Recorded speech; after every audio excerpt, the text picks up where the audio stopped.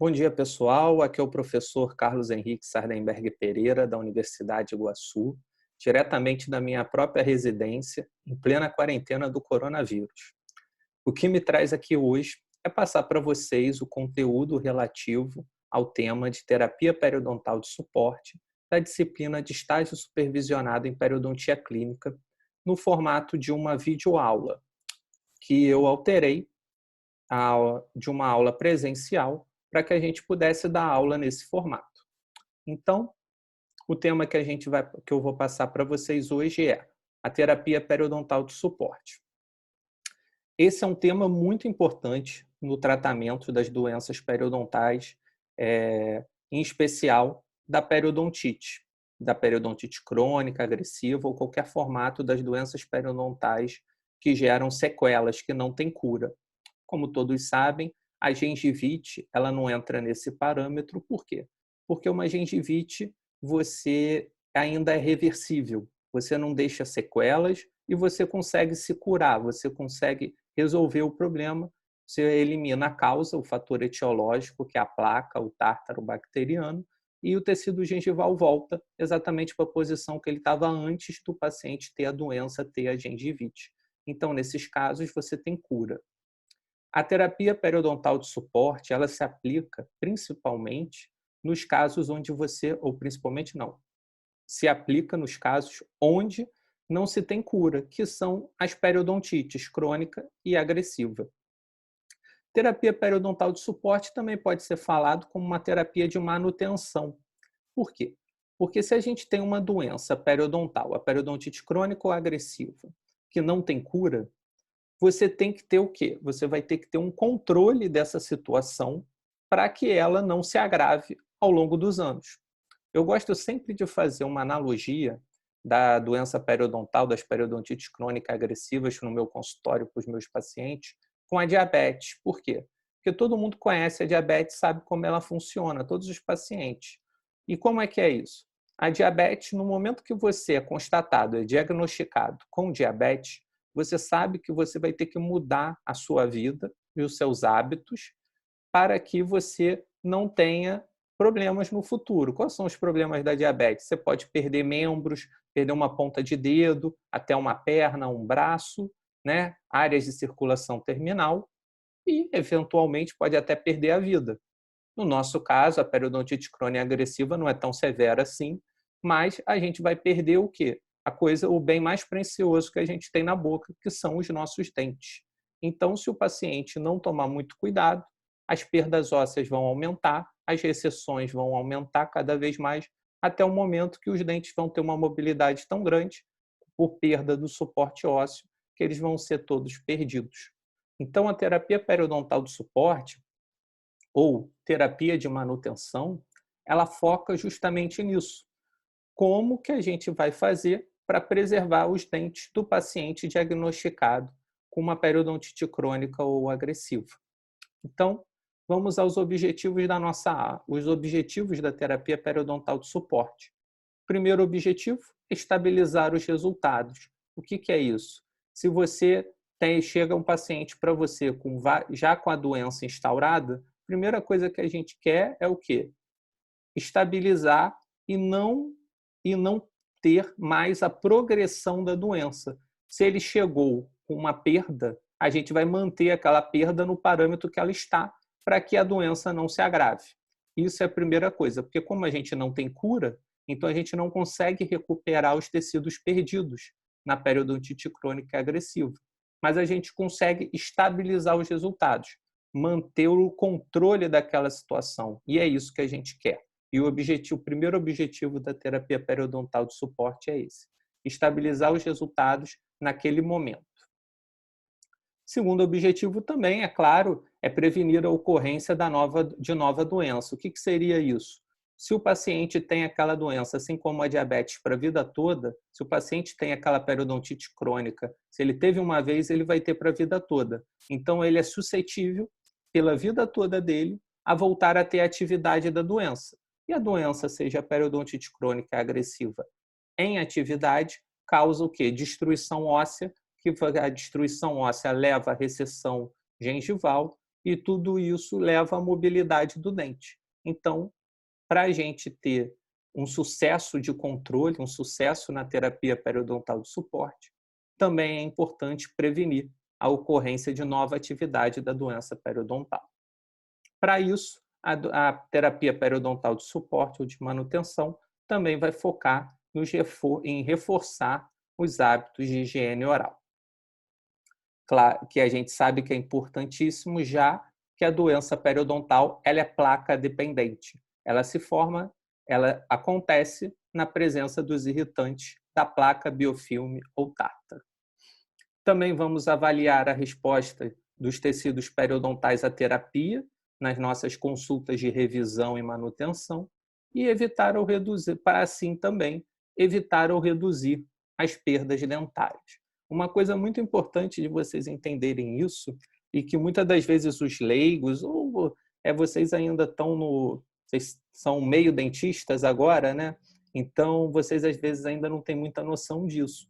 É uma coisa muito importante que a gente tem que se preocupar é que muitas pessoas pensam que é assim: se eu perdi um dente, eu posso colocar um implante, que o implante é a terceira dentição, né? A gente teria a primeira dentição, dente de leite, a segunda dentição, dente permanente, e o implante seria a terceira dentição. Normalmente, esse é o caso, né? Você perde um dente, você pode colocar um implante. Só que muitas das vezes a colocação do implante ela não é tão simples, principalmente porque o implante ele precisa de uma coisa e uma coisa somente: osso. Você tem que ter bastante disponibilidade óssea. Quanto mais disponibilidade óssea, mais simples, mais fácil e mais previsível é a colocação dos implantes dentários. O problema é, quando a gente perde esse dente por uma cárie, por uma fratura, por uma perfuração, a gente perde o dente por um problema oriundo do dente propriamente dito. Agora, quando a gente perde esse dente por uma doença periodontal, a gente perdeu o dente por quê? Porque a gente teve o quê? Uma perda óssea tão grande que levou a uma mobilidade tão grande que levou à perda dentária. Então, se esse paciente quiser colocar implante, quais as chances dele ter uma boa disponibilidade óssea? Eu acho que não são muitas, e é o que acontece normalmente. O paciente que perde os dentes causados por uma doença periodontal, ele tem muito mais dificuldades de fazer a reabilitação por implante, além de que vai necessitar de cirurgias adicionais de enxertos ósseos, que dependendo dos casos são bastante agressivas, além do que o custo também da reabilitação desse paciente sobe muito, porque ele vai ter que pagar enxertos e outras cirurgias adicionais antes da colocação do implante propriamente dito. Então, como a gente tem uma doença periodontal, a periodontite crônica agressiva, que causam as perdas por uma perda óssea, é importantíssimo a manutenção e o controle. A gente sabe que a nossa população, as pessoas hoje em dia, elas não gostam disso. Elas gostam de ter um problema, vai te procurar no dentista e quer que você resolva na hora. Só que é nosso trabalho conscientizar os nossos pacientes da importância de que com a periodontite não é só isso. Não adianta ele vir uma vez e voltar no ano seguinte ou daqui a 2, 3 anos. Porque se ele fizer isso, a doença vai progredir. Toda vez que ele voltar, ele vai ter mais perda óssea, a progressão da doença vai ser maior e daqui a pouco ele pode estar perdendo os dentes dele. E numa situação que, caso ele perca os dentes por doença periodontal, a chance dele reabilitar com implantes dentários, que sem dúvida nenhuma é infinitamente melhor do que uma prótese removível, é muito pequena. Então, ou vai necessitar de enxertos adicionais, como eu falei anteriormente. Então, a gente tem que ter tudo isso em mente antes de propor a nossa reabilitação para os nossos pacientes. Então, o que é a terapia periodontal de suporte? É os critérios para estabelecimento dos intervalos de manutenção profissional baseados em estudos clínicos longitudinais e no diagnóstico correto da doença periodontal.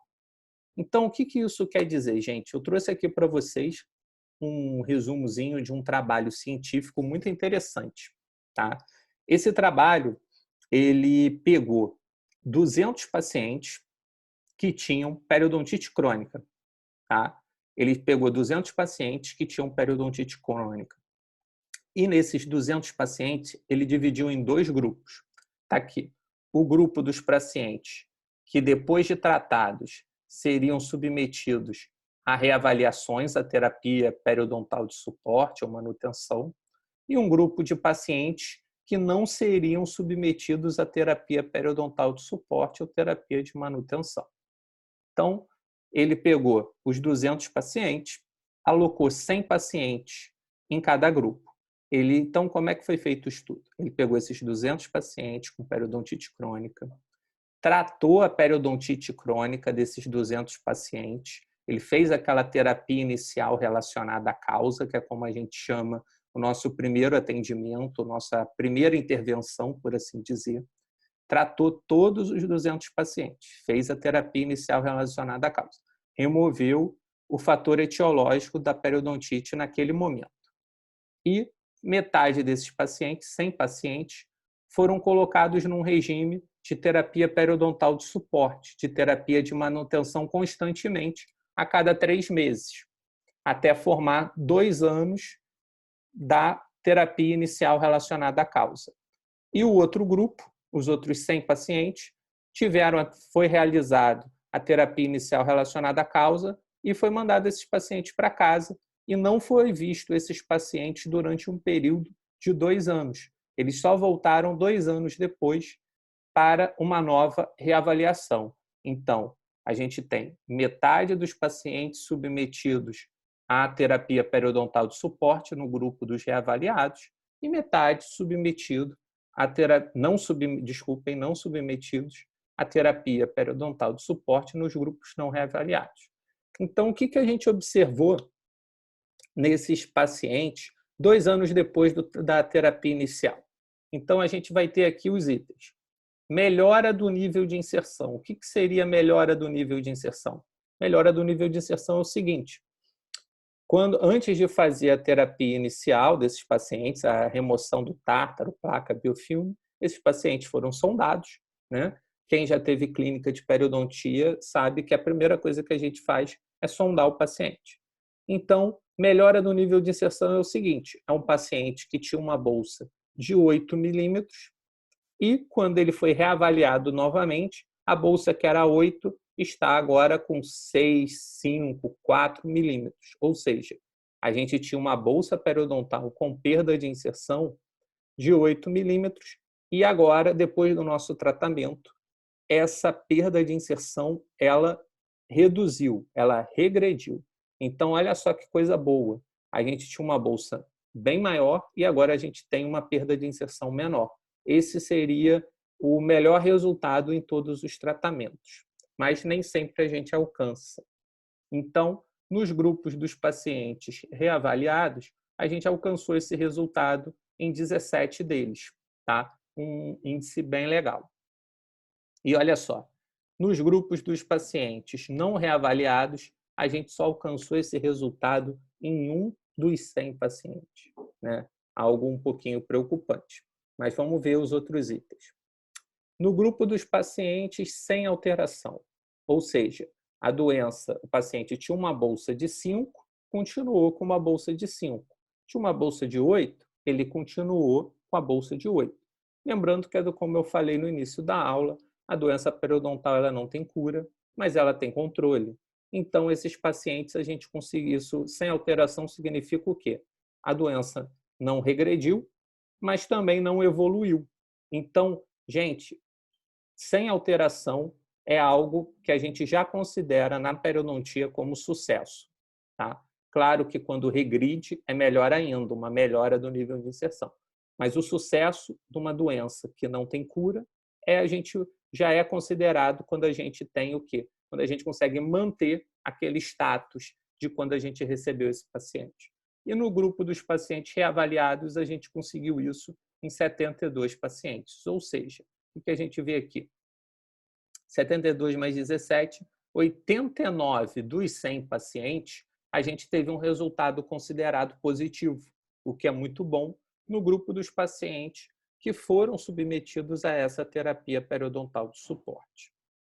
Já no grupo dos pacientes que não foram submetidos à terapia periodontal de suporte, olha só, apenas 10 pacientes não tiveram alteração, né, na progressão da doença periodontal. Ou seja, desses 100 pacientes não reavaliados, apenas 11 tiveram um resultado positivo. Então, olha a diferença. Aqui a gente tem 89 e aqui a gente tem 11.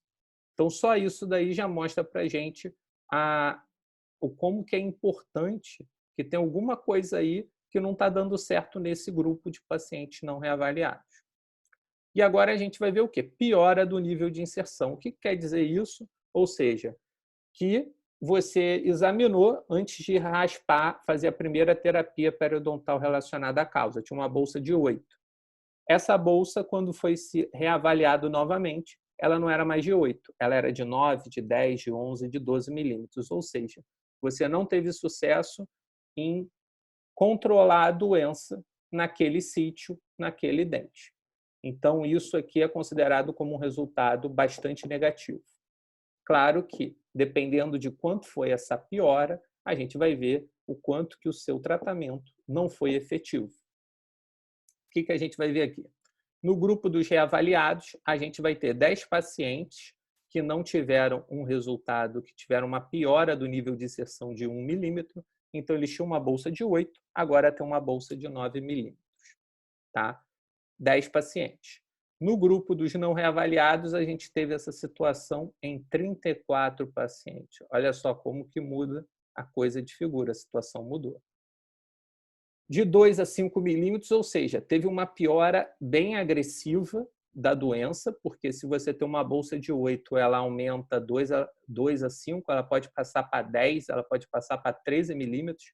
Então, se você tem uma raiz aí com 15 milímetros de comprimento, você já está numa situação bastante complicada. Então, a gente teve isso apenas em um paciente dos grupos reavaliados, essa piora mais agressiva, e nos grupos não reavaliados em 55. Então, o que a gente vê aqui? Que a maioria dos pacientes do grupo que não passou pela terapia periodontal de suporte ou manutenção, a maioria deles teve um resultado negativo, enquanto que no grupo dos reavaliados, a maioria teve um resultado positivo. Então, eu gosto muito desse estudo, desse trabalho, que ele comprova aquilo que a gente sabe, dá embasamento na nossa terapia periodontal de suporte, na importância dela, que nele a gente vê claramente que se a gente não fizer consultas periódicas de manutenção, o resultado não vai ser bacana nos pacientes com periodontite crônica e agressiva.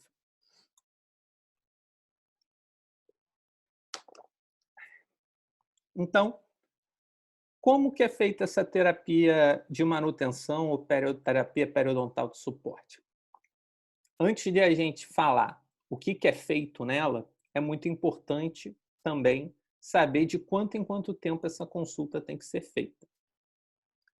O tempo que o tempo que vai ser entre cada consulta de terapia periodontal de suporte, o tempo que a gente vai aguardar, como é que ele vai funcionar? Ele vai depender do risco do paciente.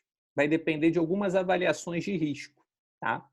E eu vou mostrar para vocês essa avaliação de risco agora. A primeira avaliação de risco é o risco do paciente, tá? Então, o que a gente avalia na avaliação de risco do paciente? A gente tem que fazer uma reavaliação da história médica e odontológica daquele paciente, para a gente ver condições sistêmicas. Como a gente sabe, vocês tiveram na periodontia 1 uma aula focada justamente nessas interações de doenças sistêmicas com a doença periodontal.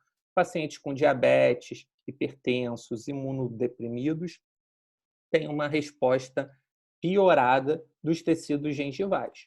Então, a gente imagina que o tempo da reconsulta de um paciente com uma doença sistêmica que afeta diretamente a doença periodontal, o tempo dessa rechamada, dessa consulta de manutenção, tem que ser menor do que um paciente saudável que não tem nenhuma doença de base. Então, a avaliação de risco do paciente, a gente vai ver condições sistêmicas. Outro fator importante é a idade. A gente sabe que a periodontite crônica ela aparece mais em pacientes com idades mais avançadas.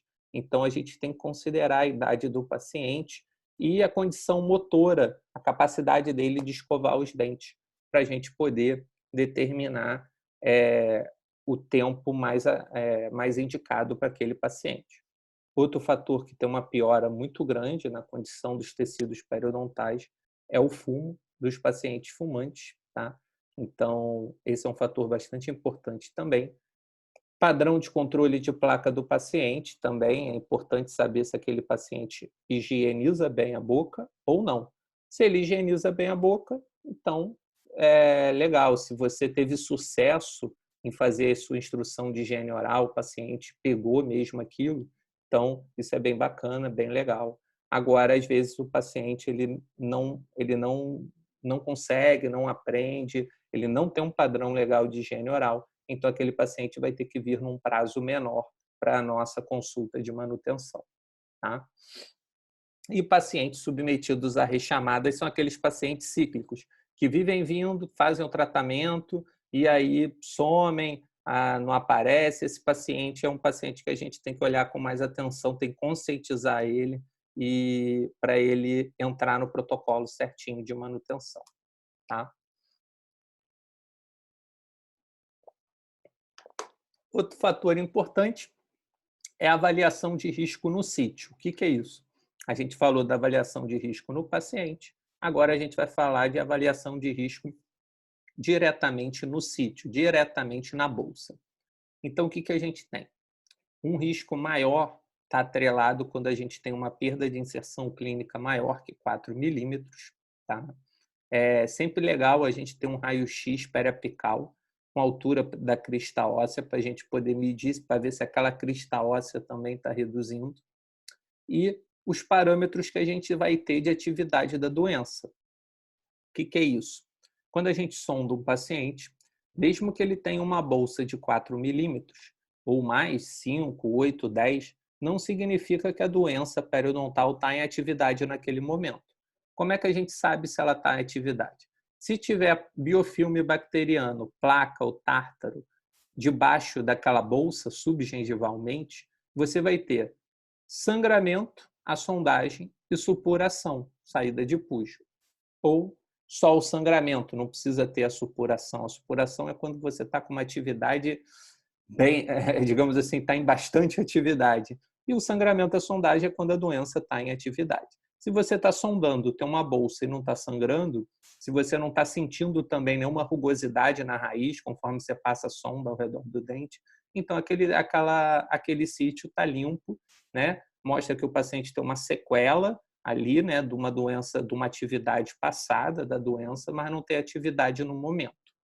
Então, o importante para a gente avaliar o risco, né, é a gente entender esse conceito e perceber que a avaliação de risco no sítio é basicamente quando a gente tem perdas maiores que 4 milímetros, a gente tem que ter mais atenção. Por exemplo, numa boca, se o paciente tem perdas de inserção, de sondagem de 4 a 6 milímetros, de 3 a 4 é uma coisa, de 4 a 6 é outra. Agora, se o paciente tem bolsas de 8, 9, 10, 11 milímetros em faces de alguns dentes da boca, é um caso que a gente tem que considerar com maior cuidado. E esse paciente a gente não pode espaçar tantos meses entre as consultas de manutenção da terapia periodontal de suporte. Tá? Avaliação de risco dentário.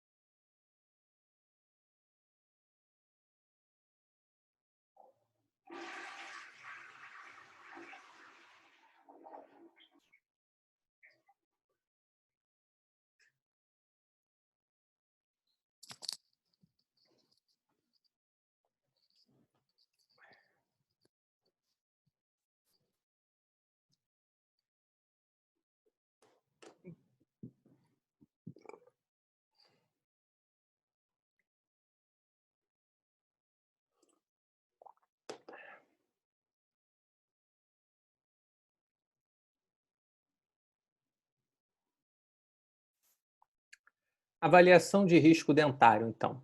Isso é uma situação básica que a gente tem na boca. Por exemplo, dentes apinhados com mau posicionamento na arcada. A gente tem aqui, eu mesmo, tem os dentes apinhadinhos aqui. Então, quando a gente tem os dentes apinhados, entrelaçados, muito juntinhos, né, a gente tem zonas maiores de acúmulo de tártaro, placa, biofilme bacteriano. Então, dentes mal posicionados, muito juntos, principalmente os dentes apinhados, eles têm uma retenção mecânica maior de tártaro, placa e biofilme. A mesma coisa um paciente com aparelho fixo, né? A gente tem o bracket, né? Um bracket de metal, porcelana aqui, passando no meio dos dentes. Então, a gente tem uma situação mecânica de acúmulo muito grande, porque é claro que paciente com doença periodontal controlada, né? Ele pode fazer a ortodontia com alguns cuidados, mas esse paciente, então, se ele tiver numa situação dessa, você tem que ter um controle, uma frequência de revisão, de manutenção muito maior. Diferente de um paciente saudável com os dentes já alinhados, posição certinha.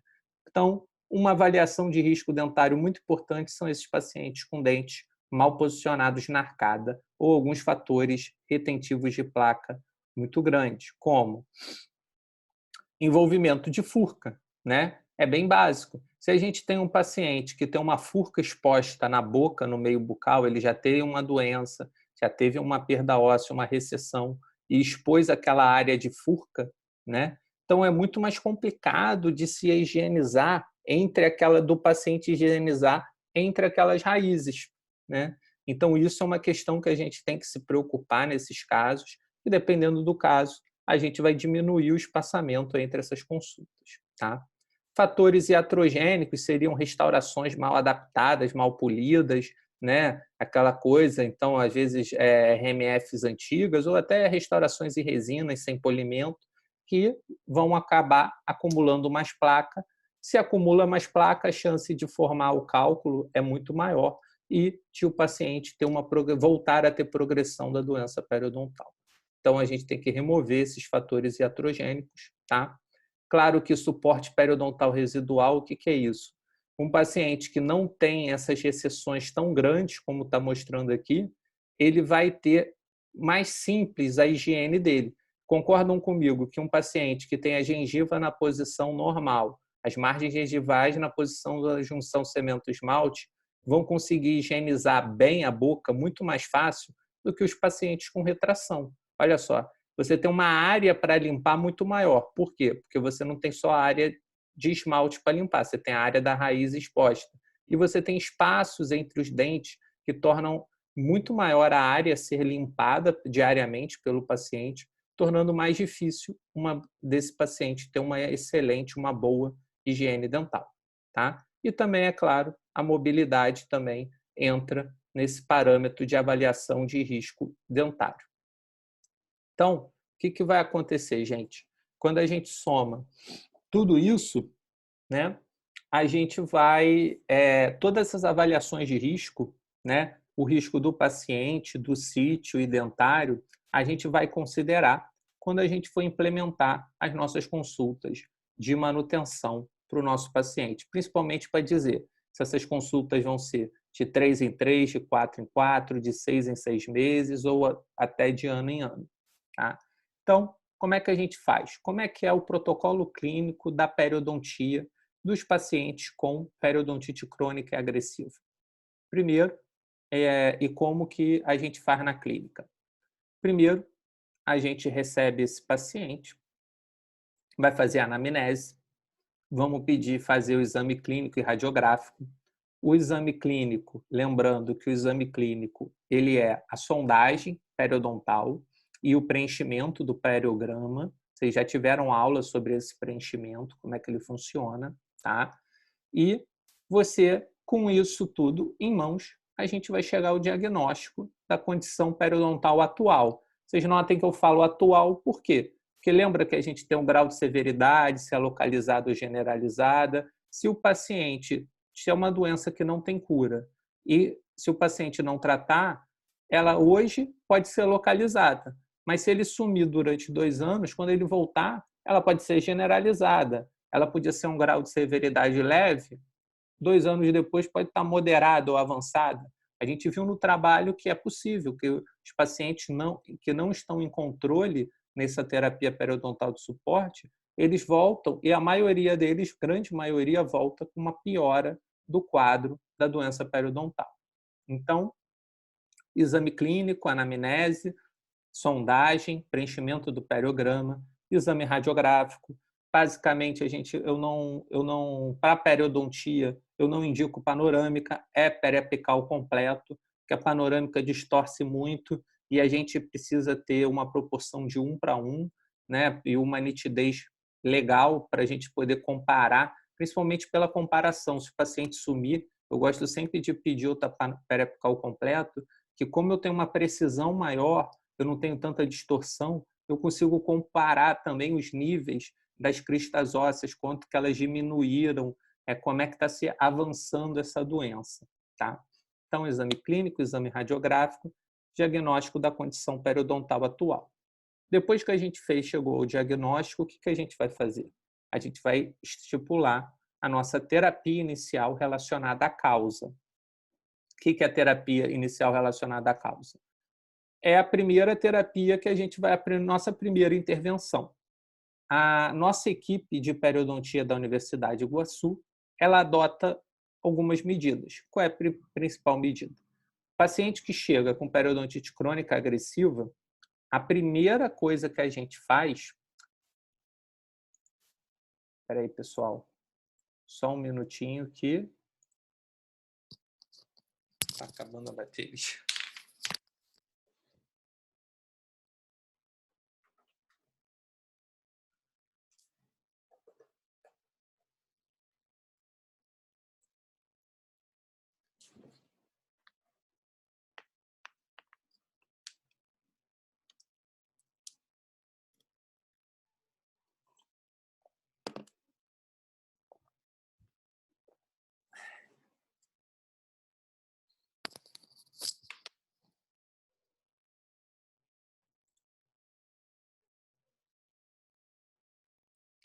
Estou de volta. Estava acabando a bateria do computador. Então, pessoal, a equipe da Universidade de Iguaçu, a gente adota a seguinte medida. Paciente com periodontite crônica agressiva, primeira terapia que a gente faz é sempre raspagem e alisamento radicular. Fechado, tradicional. Aquilo que vocês fizeram em laboratório no período passado. Tá? Essa é a primeira medida.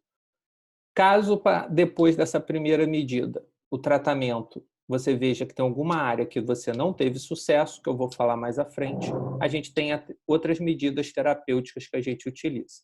Mas nesse momento, então, vamos voltar a esse quadro aqui, o protocolo clínico. Tá? Primeiro, exame clínico, radiográfico, periograma, diagnóstico da situação atual. Parte 2, tratamento periodontal das áreas com necessidades específicas, a gente vai raspar onde tem bolsa ativa. Tá?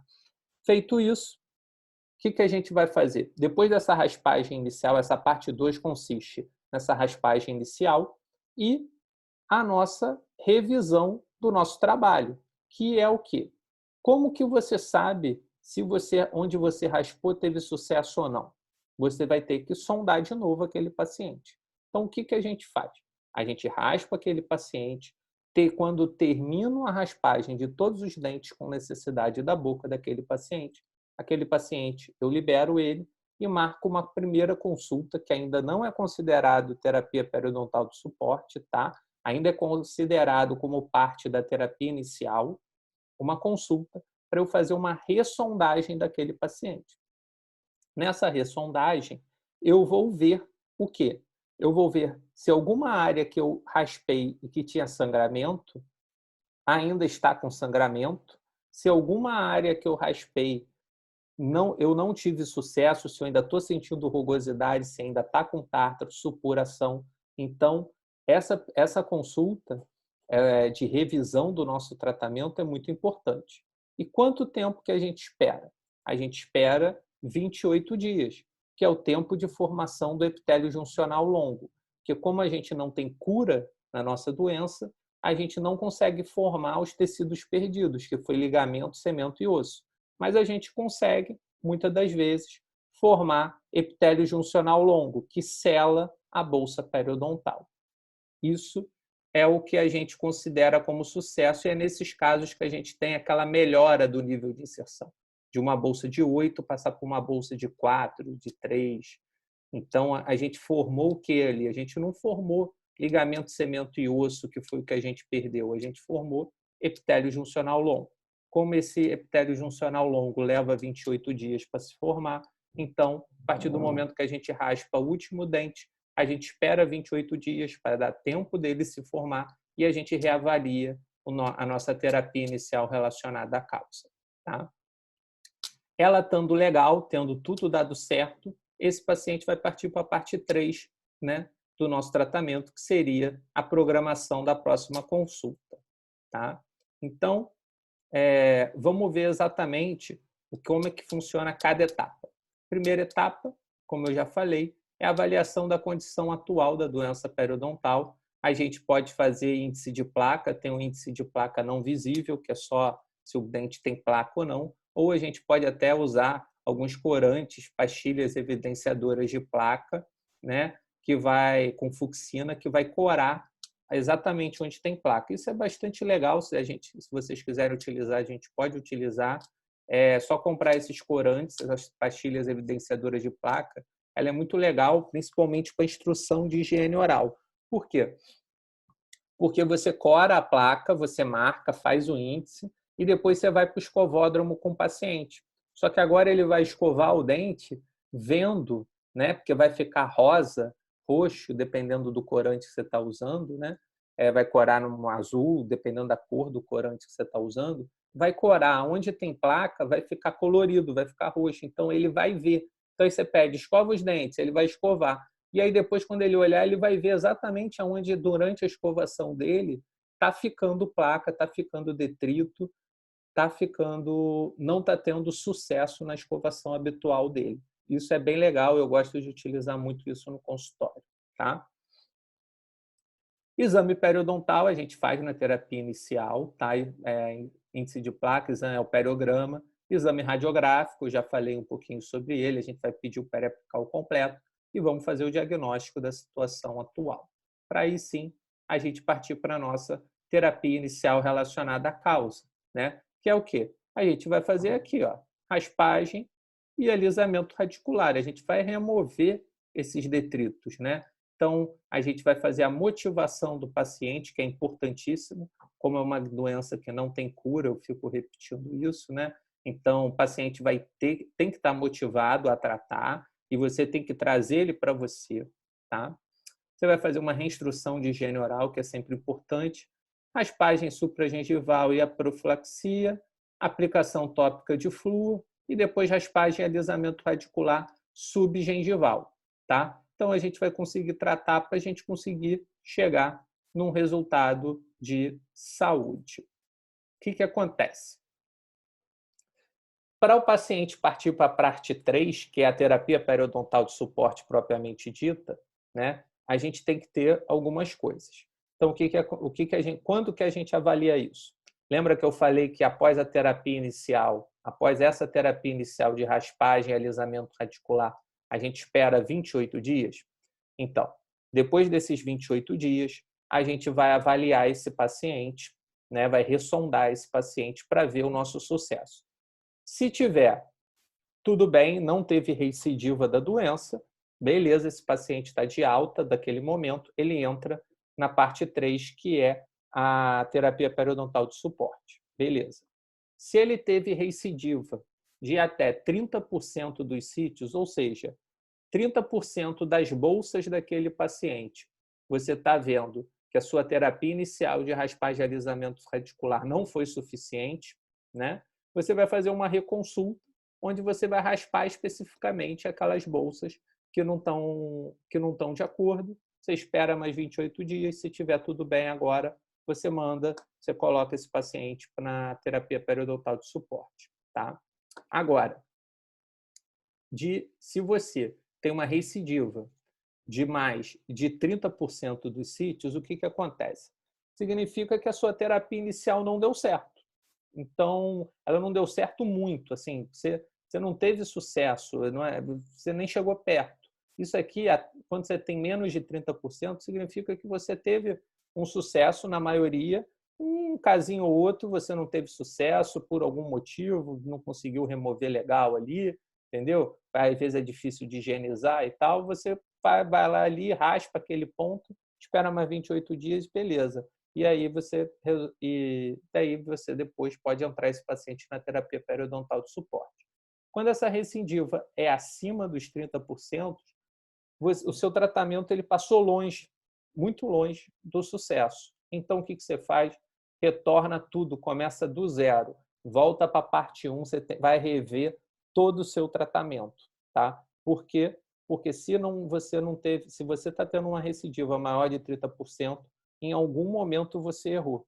Então, você tem que recomeçar tudo do zero, tá bom? Até você conseguir zerar aquele paciente, ele não ter atividade de doença periodontal, para que ele possa, aí, então, entrar na terapia periodontal de suporte propriamente dita. O que eu faço? O que a nossa equipe preconiza? Né? Tem equipes que não trabalham dessa forma, a nossa equipe trabalha assim. Tá?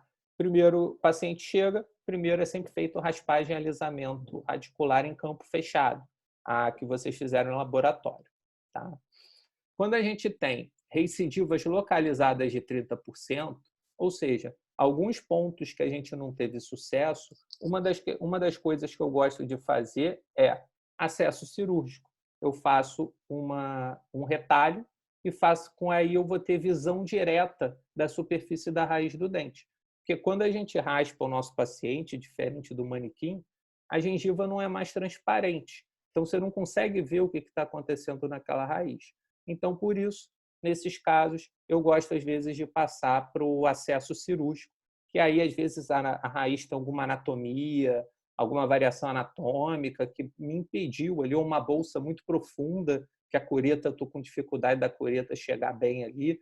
Aí, nesses casos, é legal, quando você não teve sucesso na terapia inicial, você partir para o acesso cirúrgico. Tá? Como é feito esse acesso cirúrgico?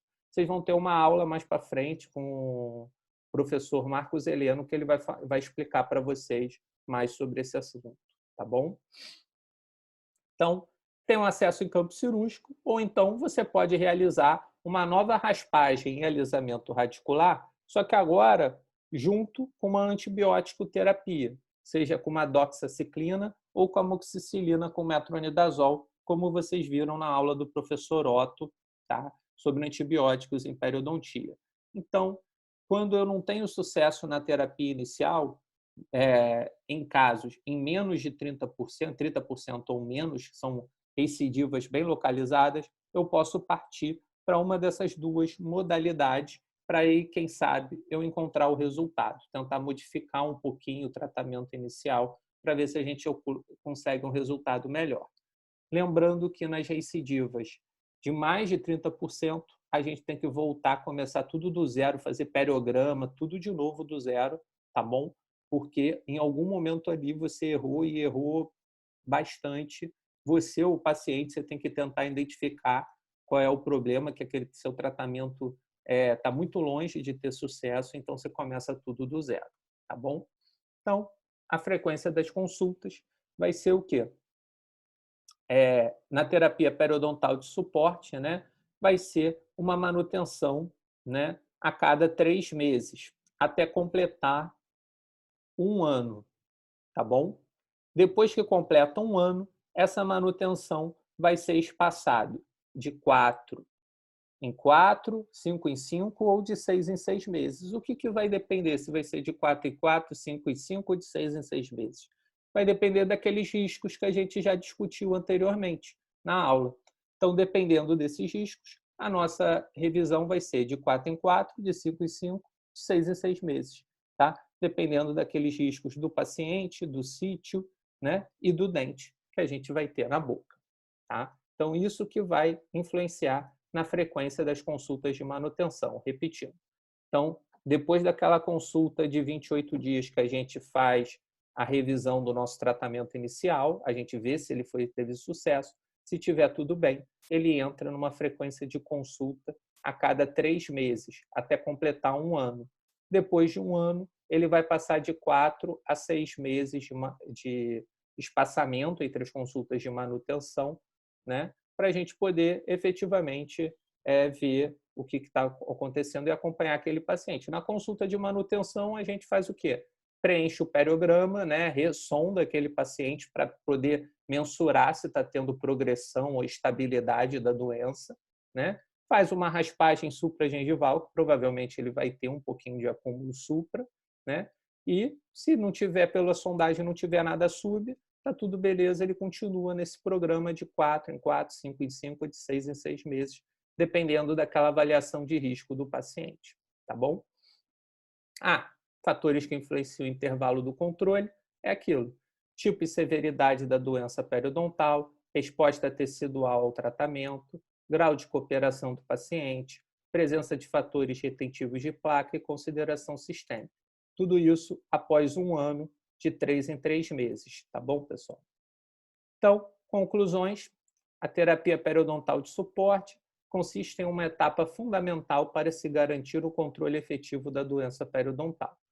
Pacientes não submetidos ou precariamente submetidos à terapia mostram, em sua grande maioria, sinais de recorrência da doença, com aumento de profundidade de bolsa, perda óssea e levando à perda dentária. A gente viu aquele trabalho que eu mostrei no início da aula, bem legal, mostrando isso.